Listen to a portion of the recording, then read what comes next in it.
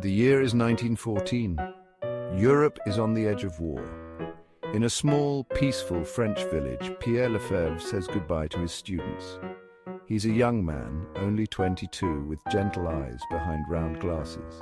His heart is heavy because he knows this lesson might be his last. I don't really love teaching history or writing. My real passion is writing stories.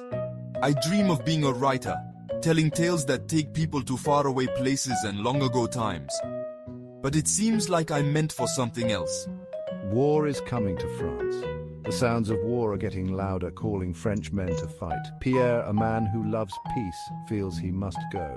He's torn between his love for his fiancée, Marie, and his duty to his country. As the sun sets, Pierre walks with Marie. Her bright green eyes, usually full of laughter, are now full of worry. She knows their time together is short, that the war might tear them apart. Please come back to me, Pierre. Promise me you'll come back. I promise, my love. I'll come back to you. We'll build our life together, just like we planned. They kiss, a sad and sweet kiss. It's a promise of love, a hope for a future that might not happen. The next morning, Pierre says goodbye to his family. His father, who fought in another war, hugs him tightly, his eyes showing both pride and fear. His mother, her face filled with worry, gives him a rosary. God keep you safe, my son. His little brother Etienne looks up to Pierre like a hero. He's too young to understand war, but old enough to feel the sadness. Take care of Mom and Dad for me, little brother. I'll be home soon. Pierre waves goodbye and gets on the train. As it pulls away, he sees Marie one last time, her hand raised in a silent goodbye. She gets smaller and smaller until he can't see her anymore. Pierre closes his eyes, remembering her sad face. He's leaving everything he loves, going off to war. The trip to the battlefield is long and hard. The train is full of young men, all going to the same scary place. Some sing patriotic songs, trying to be brave, while others sit quietly, their faces showing their fear. Pierre feels anxious, his stomach twisting more with every mile. When Pierre gets to Verdun, it's total chaos. The air smells like gunpowder and death. The ground shakes as bombs explode, their loud booms echoing everywhere.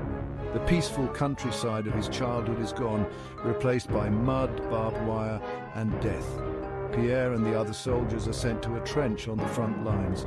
The trench is a dirty, rat-filled ditch offering little protection.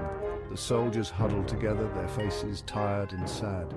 They are worn out both in body and mind, tired of the constant bombing and the fear of dying. The first battle is terrifying.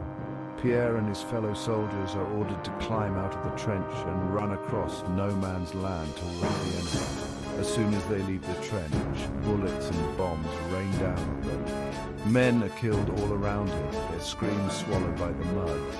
Pierre keeps his head down, holding his rifle tight. He runs blindly, his mind filled with terror, just trying to stay alive.